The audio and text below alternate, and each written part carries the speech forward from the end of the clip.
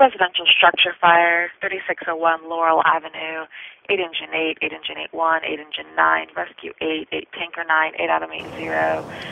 Residential structure fire, 3601 Laurel Avenue, off of Kern Road, 8 engine 8, engine 8-1, 8 engine 9, 8 rescue 8, 8 tanker 9, 8 Adam 80.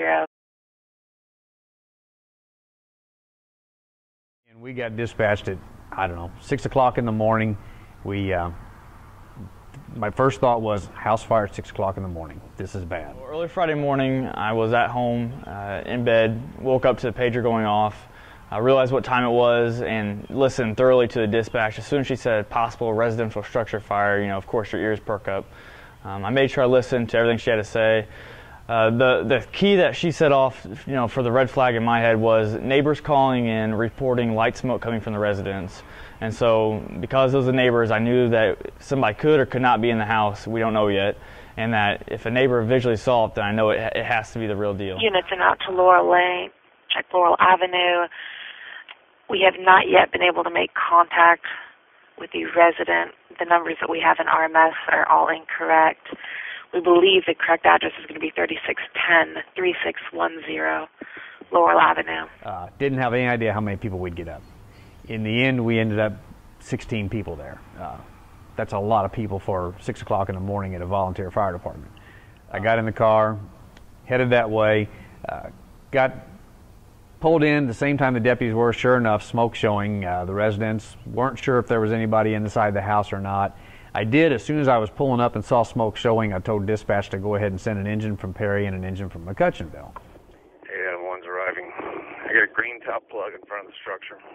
I got smoke showing from the structure. Go ahead and start me a unit from Perry and a unit from McCutcheonville. Get there, I do my 360 around the house. Nothing really tells me where the fire is. I come back up. The deputies are beating on the windows, trying to raise somebody. There was a truck in the driveway, so for what everybody knew, there was somebody in the house.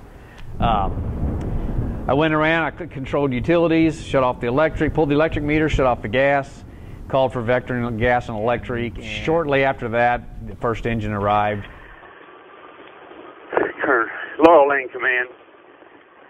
Got a 1,500 square feet brick veneer structure. Smoke showing from the outside. No visible fire. On 360 around the house. Clear. Utilities are controlled. I have controlled utilities. Still need to keep vectoring en route. Clear. Utilities controlled. Vector will stay en route. Right in front of the house. I did note that there was a fire plug right in front of the house. We didn't have to lay in. So we had a water supply established. I knew that would be no problem.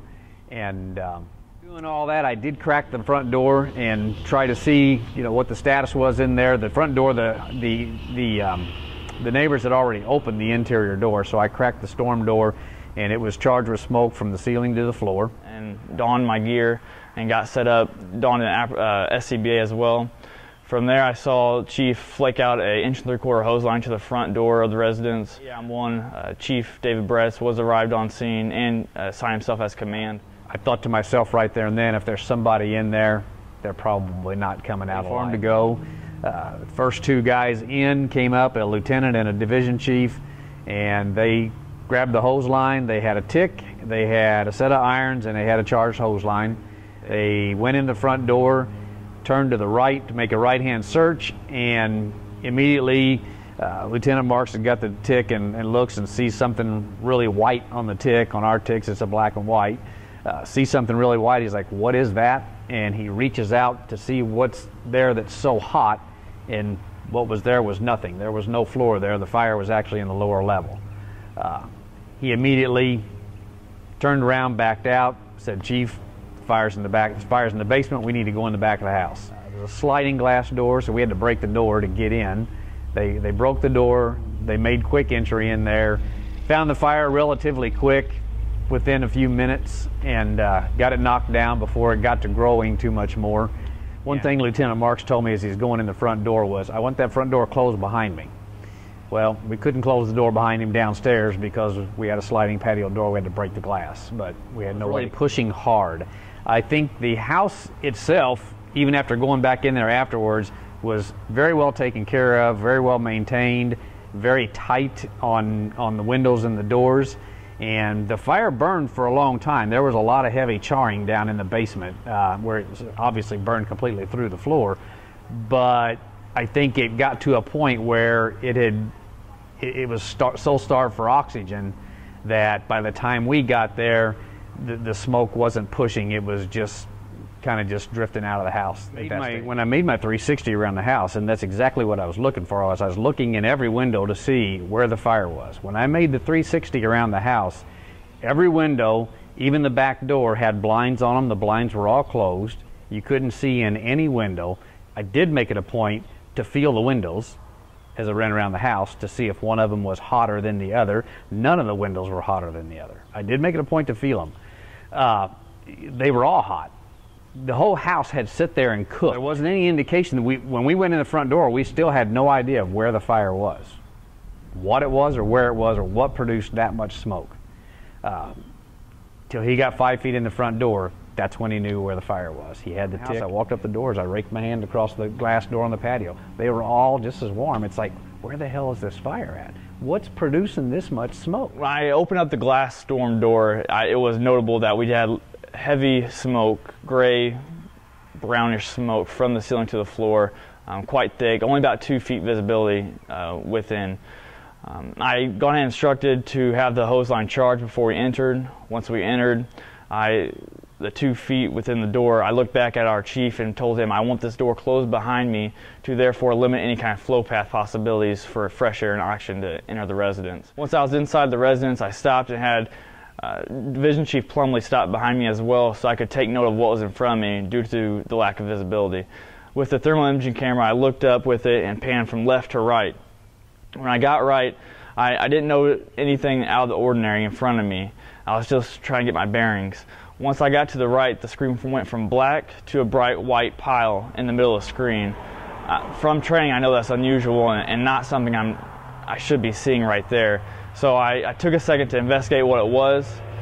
From there, I reached out and noted that, I couldn't feel anything, and then my hand went through the floor. I could feel the rim of the floor that burned through on my wrist. So I knew we had a hole. From there, we did back out. I directed our chief in command that there was a hole in the floor, therefore we must have fire below us. We did make it a point to open and close the windows. We didn't break out any windows except for the one we had to break out to make entry in. Every other window that we opened on that house, we opened it, we closed it, we latched it shut. We made a point not to break anything. That's what I've taken away from all of the schooling in Florida and everything that you bring from us from Spartanburg about limiting the air. At the rear structure, there's 2 sliding glass doors. They're locked. We had no way of opening them without forcing entry. We did break one sliding glass door and able to slide the other one over once we overcame the locking mechanism, limiting the flow path instead of busting both of the doors open. From there, we went in with thermal imaging camera again, looked up, saw that the ceiling was completely burned out in front of us. Not all the way through, we still had rafters above us. We got in and cooled that area, could not find any further fire, so we started to take our hose line to the right. From there, we went down a small hallway into a workroom type facility, washroom. We cleared the bathroom on the right as well, along the wall, no victims inside. We noted that the visibility was not increasing. We called for positive pressure ventilation. From there, we decided to go ahead and back out because we were not finding any warmer spots in the ceiling. Once we did have increased visibility from positive pressure ventilation through command, we were able to continue on the path that we were when we did find a burn spot in the ceiling. By then we had better visibility. We were able to see what we were actually fighting at the time, and it was a fire that was between the 2 floors of the basement and the first floor of the residence, and applied approximately 50 gallons of water on it to extinguish anything that was still charred and burning. When I opened the storm door, the top layer of the smoke was pushing out, the bottom layer was pushing in. From previous new technology and new information from fire science, we've just now been getting pushed out to us. I knew that we had a limited ventilation fire because that was the only place that we had excessive smoke leaving and breathing by bringing in air at the bottom. As a duty officer, I was very lucky to have as many units started that way as we did. I honestly was not expecting that many, and command did initially and very quickly call for additional 2 engines, one from a neighboring department to the east and one from a neighboring department to the south. In the Spartanburg burns in South Carolina, I realized how important the TIC was in fighting any kind of fire, especially with limited visibility. Through that and through recently using the TIC and training and becoming more familiar with it, I decided to make sure that that was one tool that I had before coming in. By having the TIC, I was able to save myself from possible injury and my partner by being able to actually see where that hole in the floor was. Without the thermal imaging camera, I would not have known that the hole in the floor was there, and I would inevitably put myself through it without a doubt. Through training, we always plan for the worst, so in training we always imagine that we have fire above our heads or heavy thermal layer, and so we always crawl. I did consider this after the fire of why did I do it, and it's simply training. I was under a high stress situation, I reverted back to my training, and instantly went down to my knees to start crawling. One thing that I would have learned, and I'm going to start practicing more, is a duck walk or a squatting position, so that way my weight is back and my feet can lead, instead of having hands and knees where my weight is on my front hands, so I can feel around more instead of having all my weight right there to then possibly push to the floor or fall.